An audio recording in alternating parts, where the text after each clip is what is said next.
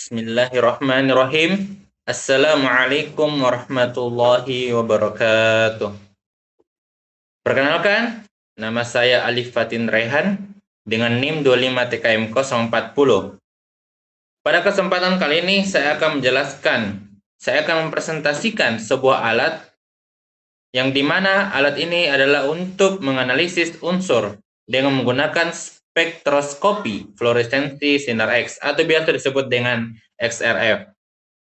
Pada kesempatan ini, saya akan menjelaskan apa itu definisi, prinsip, komponen, dan aplikasi pada alat XRF.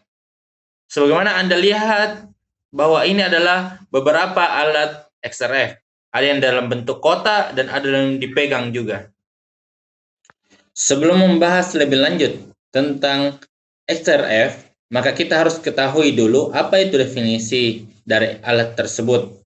XRF adalah teknik analisis yang destruktif yang menggunakan sinar X untuk mengeksitasi atom dan menghasilkan fluoresensi sinar X karakteristik. Kemudian, metode ini memungkinkan evaluasi materi tanpa menyebabkan kerusakan. Adapun tujuan utama dari XRF itu ialah mengidentifikasi komposisi unsur, mengkuantifikasi kadar unsur Be hingga U, kemudian yang terakhir menganalisis berbagai jenis sampel.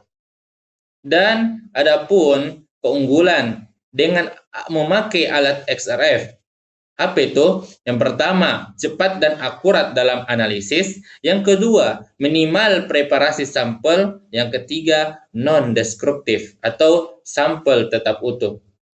Maka dari itu, alat XRF adalah alat yang serbaguna dan andal dalam menganalisis sebuah unsur.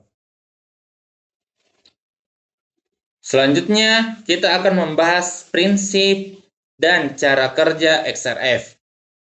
Prinsip fluoresensi sinar X atau bisa disebut dengan XRF adalah metode analisis non-destruktif untuk menentukan komposisi unsur atom dalam sampel menyerap sinar X, merespon dengan emisi fluoresensi sinar X yang unik untuk setiap unsur.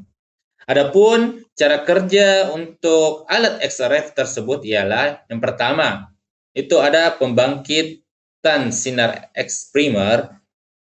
Sinar X primer adalah tabung X-ray menghasilkan sinar X berenergi tinggi. Kemudian yang kedua adalah interaksi dengan sampel. Setelah kita mengidentifikasi sinar X primernya, maka sinar X primer itu memaparkan sampelnya atau menembakkan cahaya sinarnya kepada sampel, sehingga menyebabkan sampel tersebut di dalamnya terdapat atom yang menyerap energi, berionisasi, dan elektron tereksitasi. Kemudian yang ketiga, emisi sinar X sekunder. Ialah atom tereksitasi kembali ke keadaan dasar. Kemudian yang keempat, itu adalah deteksi dan analisis spektrum. Detektor khusus untuk mengukur sinar X fluoresensi. Setelah melalui berbagai macam percobaan, maka di dalam proses keempat ini itu untuk menganalisis apa yang terjadi dan mengukur komposisi dalam unsur. Setelah membahas definisi, prinsip, dan cara kerja, maka kita akan membahas ke proses selanjutnya, itu adalah komponen utama dalam alat spektrofotometri atau spektrofotometer XRF. Melihat lebih dekat komponen inti, spektrofotometer XRF terdiri dari beberapa unit fungsional yang bekerja sama untuk analisis komposisi unsur material secara presisi.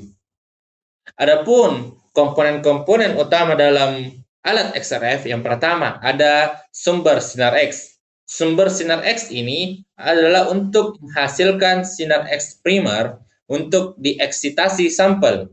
Umumnya bentuknya itu seperti tabung sinar X. Kemudian yang kedua ada chamber sampel. Chamber sampel adalah area penempatan sampel dengan kontrol lingkungan stabil untuk pengukuran yang akurat. Kemudian yang ketiga ada detektor sinar X. Detektor sinar X ini adalah untuk mengumpulkan sinar X sekunder yang dipancarkan dan mengubahnya menjadi energi listrik. Kemudian yang keempat ada elektronik sinyal. Adalah untuk memproses, memperkuat, mendigitalisasi sinyal dari detektor untuk analisa. Kemudian ada perangkat lunak. Yang terakhir ini ialah mengakuisisi dan spektrum, identifikasi elemen dan analisis kuantitatif konsentrasi.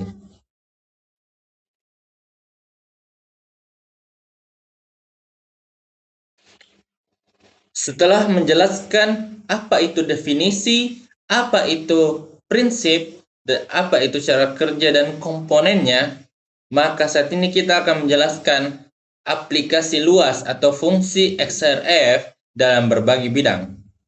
Sebagaimana yang tertera, fungsinya itu pada bidang industri pertambangan dan geologi. Dan yang kedua, analisis lingkungan dan material. Ketiga, bidang metalurgi dan kontrol kualitas. Kemudian, yang keempat, seni, arkeologi, dan forensik. Yang kelima, farmasi dan ilmu pangan.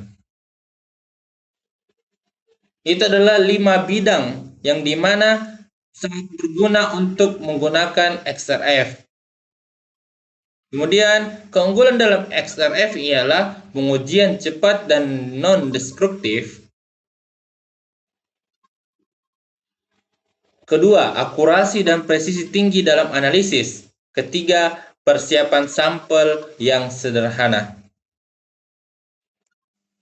Setelah melewati berbagai pembahasan, maka kita dapat simpulkan bahwasanya prinsip kerja XRF itu adalah non-destruktif dan cepat.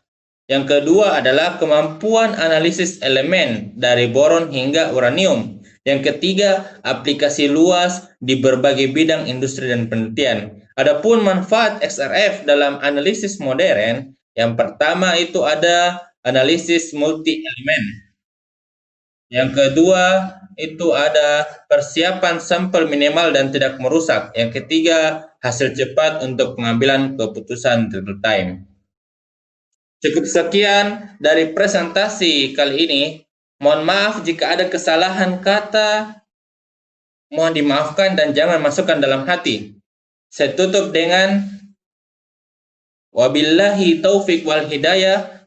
Jika ada kesalahan kata yang saya ucapkan, mohon dimaafkan.